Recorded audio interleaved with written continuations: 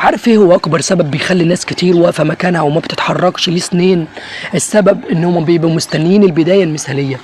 بيبقى مستني ان هو يتعلم كل حاجه الاول، وان هو يكون واثق من نفسه، وان هو يبقى جاهز، وان الظروف حواليه تتحسن.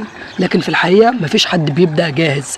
اللي بيبدا يتعلم انجليزي هتلاقيه بيتلخبط في البدايه، واللي بيبدا يتعلم ملاكمه هتلاقي اول لكماته ضعيفه ومش احسن حاجه، واللي بيبدا يعمل محتوى على اليوتيوب هتلاقي اول فيديوهاته مش احسن حاجه برضه، وهتلاقيها عاديه خالص. وده طبيعي، لانك انت مش المفروض انك انت تبقى محترف من اول يوم، بس انت المفروض انك انت تبدا وبس. في ناس كتير لما تيجي تبدا بتروح تبص على فيديوهات كتير وتتعلم من نصايح وتخطط، وبعد كده تلاقيهم وقفوا مكانهم ومتحركوش وما بداوش في الحاجه اللي هم كانوا عايزين يبداوا فيها. لكن في ناس تانية بتبدأ من غير ما تكون جاهزة، بتغلط وتتعلم وتخطط، وبعد كده بتلاقيها وصلت لمكانة هم ما كانوش يتخيلوا ان هم يوصلوا لها.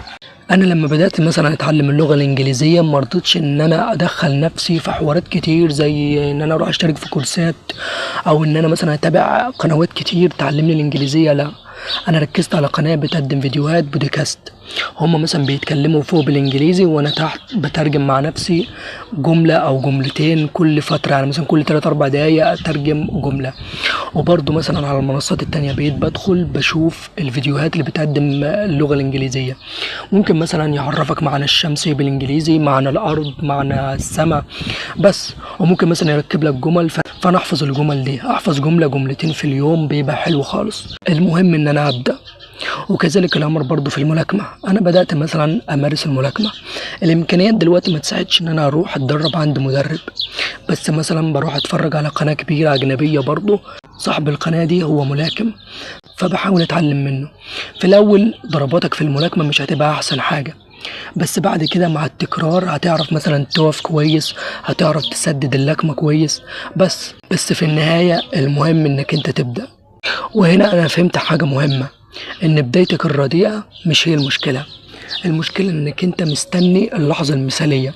اول تمرين ليك هيبقى فيها اخطاء، واول فيديو ليك هيبقى فيها اخطاء، واول حاجة هتعملها في حياتك هيبقى فيها اخطاء.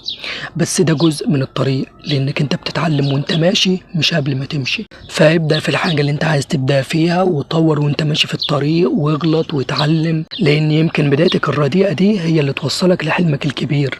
وخليك فاكر ان اللي بيبدأ وهو ناقص بيتطور في الطريق، لكن اللي بيستنى الكمال والمثالية بيفضل واقف مكانه.